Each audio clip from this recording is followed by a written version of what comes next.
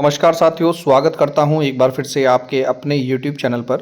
तो दोस्तों हाजिर हूं एक ज़बरदस्त वीडियो लेकर, जिसमें लगभग 20 क्वेश्चन मैं आपके उत्तराखंड के पूछूंगा। आप ज़रूर बताना कि कौन किस क्वेश्चन का क्या सही आंसर है। और यकीन कीजिएगा दोस्तों, अगर 20 क्वेश्चन में से आप 15 सही बताते हैं तो आपकी बहुत अच्छी और उम्दा तैयारी है। और बहुत से लोग यूट्यूब पर दोस्तों पढ़ाते हैं, यूट्यूब का बहुत अच्छा कंटेंट भी लाते हैं, पर एक बार हमारे कंटेंट को भी ज़रूर देखिएगा, पढ़िएगा। और यदि लगे कि अच्छा कि सर वाकई में मेहनत हो रही है, तो दोस्तों चैनल को फॉलो जरूर कीजिएगा। पहला क्वेश्चन है, उत्तराखंड राज्य गठन के समय अंतरिम सरकार द्वारा पर्यटन नीति की घोषणा कब की गई थी? कब की गई थी पर्यटन नीति की घोषणा? तो देखिए दोस्तों, डिस्क्रिप्शन कितना अच्छा लिखा है। Option number A is right answer है। पर्यटन नीति की घोषणा हुई थी 26 अप्रैल 2001 को। देखिए, उत्तराखंड सरकार द्वारा सितंबर 2018 में नई पर्यटन नीति की घोषणा की तथा पर्यटन को बढ़ावा देने के उद्देश्य से वर्ष 2001 में भी और 2015 को भी पर्यटन वर्ष घोषित किया गया है। याद रखिएगा दोस्तों, ये क्वेश्चन बहुत इंपॉर्टेंट है। नेक्स्ट चलते हैं, किस ऋषि के नाम पर हरिद्वार को कपिला कहा गया? किस ऋषि के नाम पर हरिद्वार को कपिला कहा गया और इसका क्या इतिहास है? शायद आपको नहीं पता होगा, तो मैंने एक छोटा सा डिस्क्रिप्शन बनाया है और फॉलो जरूर कर लिया करें यार, अच्छा लगता है। तो सही आंसर होगा दोस्तों कपिल मुनि। रामायण काल से पूर्व यानी कि हरिद्वार में कपिल मुनि जी का आश्रम था। सूर्यवंशी राजा सगर के पुत्रों को कपिल मुनि ने उनके दुर्व्यवहार के कारण इस स्थान पर श्राप दिया था। तो कालांतर में कहते हैं सगर के वंशज भगीरथ ने तपस्या करके पृथ्वी को गंगा पर अवतरित कराया था। प्राचीन इतिहासकारों के अनुसार इस क्षेत्र के वन यानी कि खांड वन के नाम से भी प्रसिद्ध थे। पांडव इस क्षेत्र में अपने अज्ञात वंश के समय छिप कर रहे थे, इसलिए फेमस है। क्वेश्चन नंबर 3 है, किस यूरोपीय यात्री ने हरिद्वार को शिव की राजधानी कहा था और कौन सा था वो? तो सही आंसर होगा दोस्तों ऑप्शन नंबर बी, टॉम कॉरियट ने कहा था। चीनी यात्री हेनशांग ने हरिद्वार को कहा था मो यू लो यानी कि मयूरपुर। गंगा जी को कहा था महाभद्रा। और तेमूरलंग 1399 हरिद्वार आगमन पर उसके इतिहासकार सरुयुद्दीन ने हरिद्वार को कायोपिल या कुपिला कहा था। एक क्वेश्चन छांट छांट के ला, और बहुत से क्वेश्चन दोस्तों कई बार ऐसा होता है, देखो मैं माफ़ी चाहता हूँ हाथ जोड़कर। कई बार दोस्तों जब क्वेश्चन पढ़ाते हैं तो कई बार क्वेश्चन का आंसर हमें भी नहीं पता होता, क्योंकि हम कंप्यूटर तो नहीं है। कई बार डिस्क्रिप्शन गलत छप जाता है या कुछ टेक्निकल एरर भी हो जाता है, तो उसके लिए माफ़ी चाहूँगा। और यदि आपको लगता है कि उसका आंसर आपने गलत दिया है सर, तो आप कमेंट करके कर सकते हैं, ताकि मैं आपके कमेंट को भी पिन कर दूं कि हाँ भाई इसका सही आंसर यही है। ऊपरी गंग नहर की परिकल्पना किसने की थी? फटाफट बताइए, ऊपरी गंग नहर की परिकल्पना यानी किसका विचार था? देखिए, नहर का निर्माण में इतना बता दूं, 1842 से 1856 के बीच हुआ था, कर्नल B.P. कोटले के नेतृत्व में। तो सही आंसर होगा भैया, गवर्नर थॉमसन जी थे। 1842 और 1856 में कर्नल B.P. कोटले के नेतृत्व में किया गया। या उत्तराखंड की सबसे पुरानी नहर है ऊपरी गंग नहर। बहुत इंपॉर्टेंट क्वेश्चन है। और देखो, डिस्क्रिप्शन में हर तरह का क्वेश्चन, ऐसा नहीं कि खाली आपको एक ही क्वेश्चन याद करना है। मैं इसलिए कह रहा हूँ नोट्स बनाते रहें। 100 से लगभग ज़्यादा वीडियोस में डालूंगा उत्तराखंड की। मुझे नहीं लगता कि इन 100 क्वेश्चन से एक भी क्वेश्चन आपका बाहर आने वाला है। बस बेसिक नॉलेज ऑफ उत्तराखंड आपकी होनी चाहिए ठीक ठाक। बाकी ये 100 वीडियो मेरी देख लेना, वादा करता हूँ मुझे नहीं लगता कि एक भी क्वेश्चन इससे बाहर आएगा। और ये सारे क्वेश्चन हैं, जैसे नहर का निर्माण कौन से गवर्नर जनरल के द्वारा हुआ? Governor Thomson. कब हुआ? 1842 1856। कौन से कर्नल था? Colonel B.P. कोटले। तो हर एक क्वेश्चन इंपॉर्टेंट है। और सबसे पुरानी नहर कौन सी है? तो ये सारे क्वेश्चन इंपॉर्टेंट है, खाली एक क्वेश्चन नहीं है। तो इसलिए मैं कह रहा हूँ नोट्स बनाते चलें। देहरादून झंडा दरबार का निर्माण किस शैली में किया गया? देहरादून झंडा दरबार का निर्माण किस शैली में किया गया? अब देखो, मैंने इस क्वेश्चन के सारे क्वेश्चन एक ही बार में लगा दिए। तो सही आंसर है मुगल शैली। लेकिन इस दरबार का निर्माण मैंने बताया सन 1707 में श्री गुरु राम राय की पत्नी पंजाब कौर द्वारा कराया गया। तो सारे क्वेश्चन इंपॉर्टेंट हो गए। इसलिए कहता हूं दोस्तों, ज़्यादा से ज़्यादा चैनल को फॉलो करो, सारी वीडियो देखा करो। खाली एक वीडियो देख कर कुछ नहीं होगा। मैं फिर बोल रहा हूँ, एक वीडियो देखकर किसी भी चैनल की हो भाई, सारी वीडियो देखो तो आपको लगेगा। और 50 चैनल ना सब्सक्राइब करके एक कर लो बस, विश्वास के साथ। हम तो सारे कंटेंट डालेंगे। अभी थोड़ी देर में हिंदी की भी क्लास आने वाली है। अरे फॉलो करो यार, थोड़ा अच्छा लगता है। इतना फॉलो कर रहे हैं, मुझे बहुत प्रसन्नता है।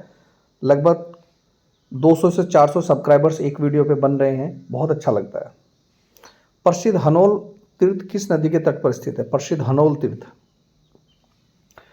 प्रसिद्ध हनोल तीर्थ किस नदी के तट पर था? देखिए हनोल है क्या, हनोल तीर्थ जौनसा, बाबर क्षेत्र, चक्राता, त्यूनी, कालसी का सबसे बड़ा तीर्थ स्थल है और ये टोंस नदी पर स्थित है। और सबसे बड़ा मंदिर मंदिर जो है जो दोस्तों महासू देवता का मंदिर है। देखिए क्वेश्चन पहले भी मैंने कई बार पीडीएफ में पूछा है, मेरे याद है क्योंकि मैं पीडीएफ बनाता हूँ तो इसे मेरे बहुत अच्छे से याद है। जौनसा बाबर का जो सबसे बड़ा देवता है वो महासू देवता है, शिव भगवान को किससे संबंधित है, ये सब क्वेश्चन आते हैं। गन हिल पहाड़ी किस स्थल की सबसे ऊंची चोटी है? गन हिल पहाड़ी बहुत इंपॉर्टेंट क्वेश्चन है ये सारे। गन हिल पहाड़ी जो है, आइए दोस्तों सही आंसर होगा मसूरी। मसूरी की खोज 1825 में कैप्टन ये ने की थी। अब यही क्वेश्चन आ जाए कि किसने की थी तो पता चल गया कब की थी, तो सारे क्वेश्चन इंपॉर्टेंट है। यहाँ की सबसे पहली इमारत मलिंगार होटल बनी थी, ध्यान रखिए 1827 में। इस शहर का सबसे पुराना बाजार है लंडोर बाजार। और मसूरी के प्रसिद्ध दर्शनीय स्थलों में मेसी फॉल, हेम्पी वैली और विनो हिल आदि है। बता सकता है कोई इतना अच्छा डिस्क्रिप्शन? पूरे यूट्यूब चैनल पे नहीं बताता होगा कोई, बस क्वेश्चन आंसर बताते होंगे छुट्टी। भाई मेहनत लगती है, मेहनत करोगे तभी तो दोस्तों लोग हमें फॉलो करते हैं, लोग हमें ज़्यादा से ज़्यादा शेयर करते हैं। किस स्थल का प्राचीन नाम दंड पुष्करणी तीर्थ है? किस स्थल का नाम है दोस्तों? रटते रहें और आगामी एग्जाम में निश्चित रूप से आपकी हेल्प होगी इन क्वेश्चनों से। क्वेश्चन नंबर 8 का सही आंसर होगा दोस्तों हेमकुंड साहिब। यह स्थल जोशीमठ में 7 पहाड़ियों से गिरा है। अब यही क्वेश्चन बन जाएगा कितनी पहाड़ियों से गिरा है, ठीक है ना। हेमकुंड पर्वत कहा जाता है सर्वाधिक ऊंचाई पर स्थित तीर्थ स्थल है। इसकी स्थापना वर्ष 1930 में की गई थी। इंद्रकील पर्वत की जनपद में स्थित है। इंद्रकील पर्वत जो है बहुत इंपॉर्टेंट है, तो सही आंसर होगा भैया पौड़ी जनपद में। इस जनपद का यानी कि पौड़ी जनपद का जो सर्वोच्च शिखर है वो झंडीदार है, ठीक है। कोई नहीं बताएगा, हमने बता दिया। वर्ष 1992 में इसे हिल स्टेशन भी घोषित किया गया था। और ये जो पर्वत है वो दोस्तों कौन सा है जनपद में है? पौड़ी जनपद में। एक को क्वेश्चन की वैल्यू है भाई। बाकी अच्छा लगता है, मैं फिर बोल रहा हूँ बार बार, फॉलो करा करें चैनल को, सपोर्ट करा करें, शेयर ज़्यादा से ज़्यादा स्टेटस लगाया करें ताकि किसी का भला हो सके। चैनल वहाँ तक दोस्तों पहुँचता है ना। फिर कर्णवाश्रम किन पर्वतों के मध्य स्थित है? कर्णवाश्रम किन पर्वतों के मध्य स्थित है? तो सही आंसर होगा दोस्तों हेमकुंड और मणिकूट। यह आश्रम दोस्तों जो है ना माल नदी के तट पर पौड़ी जनपद में कोटद्वार में स्थित है। देखो सारे क्वेश्चन इंपॉर्टेंट है। वर्तमान में से चौकी घाट कहते हैं। और महाकवि कालिदास ने इस स्थल को किस लिए प्रदेश कहा गया? अब बताओ मज़ा आ रहा है नहीं आ रहा? तो फॉलो करो फटाफट, ज़्यादा से ज़्यादा शेयर कीजिए। कौन सा स्थल प्रसिद्ध साहित्यकार शिव प्रसाद डबराल की कर्मभूमि रही है? शिव प्रसाद डबराल की कर्मभूमि रही है भैया दुगड्डा। तो सही आंसर है। एक बंदे का सवाल था, सर आप जो वीडियो अपलोड कर देते हो कभी 10 बजे कर देते हो, कभी शाम को 3 बजे। भाई थोड़ी सी टेक्निकल प्रॉब्लम चल रही है, क्योंकि सुबह 9 बजे तक पीडीएफ बनाना फिर वीडियो अपलोड करना मतलब एक टफ टास्क है। सबसे बड़ा काम वीडियो बनाना नहीं है, वीडियो बनाना तो बहुत आसान है, तो कोई भी बना देगा, लेकिन इनको बनाना पीडीएफ में क्वेश्चन छांटना, कलेक्शन करना वो बड़ा टिपिकल काम है। तो थोड़ा सा हम सुधार कर रहे हैं और आप लोगों के सुझाव भी आमंत्रित है, सुझाव जोड़ दिया करें। जीके की क्लास भी चल रही है, जीके क्लास भी जोड़ लीजिए। हिंदी क्लास आने वाली है थोड़ी देर में। इस स्थल को लंगूर व सिलगाड़ नदी के संगम पर पंडित धनीराम मिश्र ने अपने खेत में बसाया था। क्वेश्चन क्या था ध्यान से सुनिएगा। शिव प्रसाद डबराल की कर्मभूमि रही है क्या?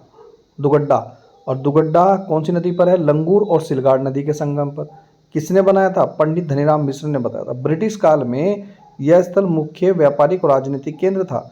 1930-1945 में पंडित जवाहरलाल नेहरू ने यहाँ की यात्रा की थी। चंद्रशेखर आज़ाद ने भवानी सिंह रावत की प्रेरणा से वर्ष 1930 में यहाँ पर पिस्टल चलाने की ट्रेनिंग ली थी। अगर आपको ये पीडीएफ चाहिएगी, ध्यान से समझना, तो आप टेलीग्राम तो ज्वाइन करें ही करें, लेकिन आप मेंबरशिप लेने के बाद हमारे व्हाट्सएप नंबर में मैसेज कीजिएगा, आपको पीडीएफ हमारी टीम सेंड करती रहेगी, क्योंकि पता रहेगा ना। उत्तराखंड में अंग्रेजी द्वारा किए गए भूमि बंदोबस्त के तहत भूमि को 5 वर्गों में बांटा गया था। किसने बांटा था भाई भूमि को 5 वर्गों में? क्वेश्चन नंबर 12 में अब तक कितने सही हुए लास्ट में मुझे जरूर बताया करो आपके कितने क्वेश्चन सही हो रहे। तो सही आंसर होगा दोस्तों ये ऑप्शन नंबर ए। यह भूमि बंदोबस्त बेकेट द्वारा किया गया था। राज्य में वैज्ञानिक आधार पर किया गया यह पहला भूमि बंदोबस्त था। इसके अंतर्गत भूमि को 5 वर्गों में विभाजित किया गया। तालाब, सेरा संचेत भूमि, पंचर सीमार भूमि बोलते हैं पूर्ण रूप से असिंचित और बेकार भूमि। देखिए सारे क्वेश्चन इंपॉर्टेंट। उपराव बोलते हैं भूसूखी भूमि को, इजरान बोलते हैं निम्न श्रेणी की भूमि को, और कंटील बोलते हैं खील भूमि को। कोई नहीं बताने का, मैं फिर बोल रहा हूँ, पूरे यूट्यूब पे तहलका मचा रखा हमारी वीडियोज़ ने, और डिस्क्रिप्शन आप देख ही रहे हैं, तैयारी देखिएगा आपकी ज़बरदस्त हो जाएगी। निम्न में किस क्रांतिकारी ने देहरादून में एफआरआई में गुप्त रूप से कर्मचारी की नौकरी की थी? तो कौन है भाई एफआरआई में जिसने कर्मचारी की नौकरी की थी? रास बिहारी बोस जी हैं। भास्कर जोशी ने वर्ष 1879 में रास बिहारी के बोस के साथ मिलकर अल्मोड़ा में गुप्त संगठन की रचना भी की थी। सारे क्वेश्चन इंपॉर्टेंट। क्वेश्चन नंबर 14, निम्न में कौन सा भूमि बंदोबस्त 20 वर्षों के लिए किया गया था? कौन सा किया गया था भूमि बंदोबस्त 20 वर्षों के लिए? ठीक है, नहीं पता फटाफट बताइए, मैं हिंट दे देता हूँ, बेटन के द्वारा किया गया था। नहीं पता, चलो देखो, option number D is the right answer. यह भूमि बंदोबस्त 8वें नंबर का है, कुमाऊं और गढ़वाल के द्वारा बेटन द्वारा करवाया गया था। निम्न में किस भूमि बंदोबस्त को 80 साल पंचसाला बंदोबस्त कहा गया? देखिए दोस्तों, चैनल पर मेंबरशिप जोड़ लीजिएगा, मुझे कॉल जरूर कीजिएगा, मैं बताऊंगा आपको करना पढ़ना क्या है, कम समय में ज़्यादा तैयारी कैसे हो सकती है, ज़्यादा से ज़्यादा नंबर सिलेक्शन कैसे ले सकते हैं। बहुत से बच्चे, खासकर वो लोग जो 1 नंबर 2 नंबर से रहते हैं, मैं बताऊंगा उत्तराखंड में आपको किस चीज़ पर ज़्यादा फोकस करना है, ताकि आप ज़्यादा से ज़्यादा रिवाइज उस चीज़ का कर सकें और एग्जाम में सही क्वेश्चन का आंसर लगा सकते हैं। कई बार आपने देखा होगा, आप जब एग्जाम में जाते हैं तो बहुत सारे क्वेश्चन तो वो गलत हो जाते हैं जो आपसे आते थे, पढ़े हुए थे, बस रिवाइज नहीं किया, या कह लें कि यार मेमोरी में नहीं रहा वो, लेकिन पढ़े हुए थे। तो वो मैं बताऊंगा दोस्तों कि कहाँ से आपको पढ़ना होगा। क्वेश्चन नंबर 15 का सही आंसर होगा, हिंट दे दूं, 1823 भूमि बंदोबस्त भी कहा जाता है इसको। तो 80 साला पंचसाला बंदोबस्त कहा जाता है। ऑप्शन नंबर सी 5वें को कमिश्नर टेल द्वारा कराया गया था। टिहरी रियासत सुदर्शन शाह द्वारा पहला 1823 में भूमि बंदोबस्त करवाया था। सारे क्वेश्चन आपको एक से एक बढ़कर मिलेंगे, ध्यान रखना। किस अधिवेशन के बाद बद्रीदत्त पांडे के नेतृत्व में एक शिष्टमंडल ने नागपुर अधिवेशन में महात्मा गांधी से भेंट के लिए प्रस्थान किया था? तो क्वेश्चन नंबर 16 का राइट आंसर हो जाएगा भैया, चौथा अधिवेशन था।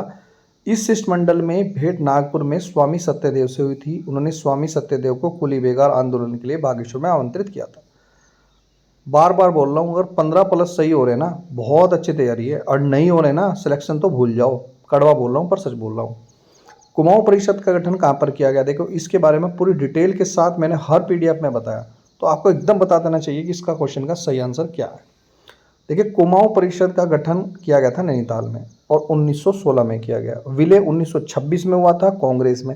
अब इसके सारे क्वेश्चन बताए, इसके 5 अधिवेशन हुए थे। अब तक जब तक आप इसके नोट्स नहीं बनाने के तो कुछ नहीं होगा। बार बार वीडियो देखिएगा, नोट्स बनाइएगा। उत्तराखंड का कौन सा नृत्य, गुजरात के गरबा नृत्य, असम का बिहू नृत्य, मणिपुर का रास नृत्य से लेकर उदाहरण। अब देखिए, सारे याद होने चाहिए। गुजरात में कौन सा नृत्य होता है? गरबा। असम में कौन सा नृत्य है? बिहू। मणिपुर में कौन सा नृत्य होता है? रास नृत्य। तो सारे नृत्य याद होने चाहिए। तो उत्तराखंड का कौन सा नृत्य है जो इन सभी के नृत्य के समकक्ष है? तो है ऑप्शन नंबर सी, चौफला नृत्य। ठीक है, चौफला नृत्य की खासियत यह है, एक लोक नृत्य है गढ़वाल क्षेत्र का, जिसमें स्त्री पुरुष और अलग अलग दल बनाकर किए जाने वाला एक श्रृंगार प्रधान भाव नृत्य है। ठीक है, भावनात्मक है प्रकार का नृत्य। किसी भी वाद्य यंत्र का प्रयोग नहीं किया जाता। ये क्वेश्चन बहुत इंपॉर्टेंट है, इंपॉर्टेंट लगा लेना। किस नृत्य में कोई भी वाद्य यंत्र, ढोल दमाऊ नहीं बजाया जाता? तो भैया चौफला नृत्य। क्वेश्चन नंबर 19, किस नृत्य में किसी प्रकार का गीत नहीं होता? देखो, सारे क्वेश्चन एक से बढ़कर है। तो किस प्रकार का गीत नहीं होता? और यह नृत्य तलवार की ढाल पर किया जाता है। सही बताऊं? छोलिया नृत्य। राइट आंसर होगा ऑप्शन नंबर 19 का ए।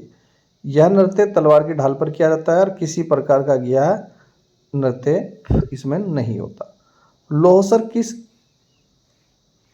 किस जनजाति का प्रमुख त्योहार है? लास्ट क्वेश्चन है इस सेशन का, जरूर बताइए। नहीं पता तो मैं बताता हूँ, जाड़। ये जाट जनजाति उपजातियों में से एक है, मुख्य रूप से उत्तरकाशी जनपद के सीमांत क्षेत्रों में निवास करती है। और आज क्वेश्चन का जो मैं क्वेश्चन आपसे पूछने वाला हूँ, बहुत ही ज़बरदस्त क्वेश्चन है। किसी भी जगह से पूछिए, टीचर से पूछिए, मुझे बताइए, जो पुरंदर पर्वत है, ध्यान से समझिए, ले मैं लिख भी रहा हूँ, पुरंदर पर्वत। बहुत से अगर बच्चे बता रहे हैं अपनी बुद्धिमत्ता से, जिन्होंने याद किया हो कभी, तो बहुत अच्छे तैयारी। पुरंदर पर्वत किस जनपद में? और नहीं पता तो मैं बता दूंगा, कमेंट कर देना, मैं बता दूंगा कहाँ गया। ठीक है, पुरंदर पर्वत किस जनपद में? कितने क्वेश्चन सही हुए कमेंट करके जरूर बताएं, और मिलता हूँ नेक्स्ट वीडियो में। वीडियो देखने दोस्तों धन्यवाद। जय हिंद, जय उत्तराखंड।